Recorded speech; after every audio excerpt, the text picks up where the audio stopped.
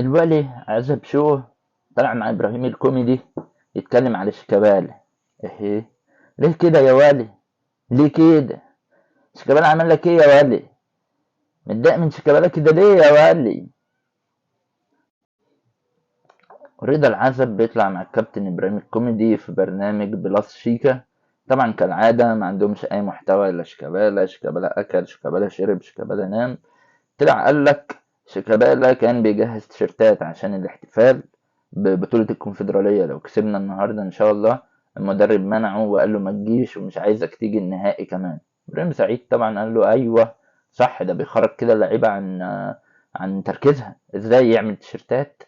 ما طبعا كل الأندية في البطولات بتعمل تيشيرتات موحدة سواء في أوروبا أو في مصر، ومنهم الأهلي يا كابتن إبراهيم كوميدي. بعد كده قال له هو انت لسه ليك علاقة بناس موجودة في النادي؟ قال له اه ليه علاقة، ليا ناس صحابي بيقولوا لي الأخبار اللي في أوضة اللبس. ناصر. وبعد كده راح لحق نفسه. فناصر لو هو فعلا يعني حقيقي وليه علاقة، أكيد مش ناصر ماهر، لأن ناصر ماهر اداهم واحدة الأهلي مفهوش أساطير. من ساعتها وإبراهيم سعيد عمال ماشي في الشارع يقول شيكا مش أسطورة، شيكا مش أسطورة، أنا حسحس وحسحس. أنا من ساعتها وهي عاملة حرقان لإبراهيم هتجننه. ماشي في الشارع اللي سلام عليكم شيكا مش أسطورة. فأكيد مش ناصر ماهر. فلو ناصر منسي، هما الاتنين تحسهم بلديات يا ولي. فكده كده ناصر منسي على الله حكايته. فاحنا مسامحينك يا ناصر يا ابني.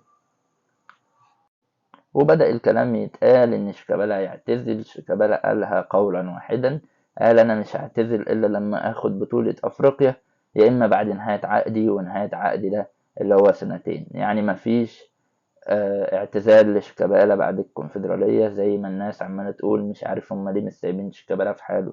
احنا كزملكاوية مبسوطين وفرحانين. هو الراجل بركة يا عم موجود معانا يا باشا. عبد الله السعيد أكبر من شيكابالا. أنت لسه جايب لعيب وهو أكبر من شيكابالا وما بتتكلمش، وعايز شيكابالا هو اللي يعتزل؟ الكابتن بتاع الفرقة اللي شال النادي في أوقات كتير.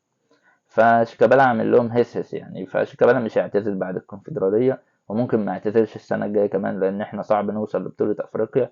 ممكن السنة اللي بعديها لو ما خدناش بطولة أفريقيا عقده بينتهي وبيعتزل.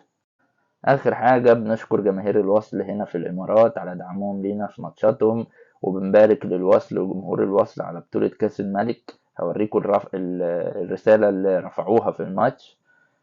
فبنشكرهم وربنا يوفقهم، وألف ألف مبروك للوصلوية وجماهير الوصل.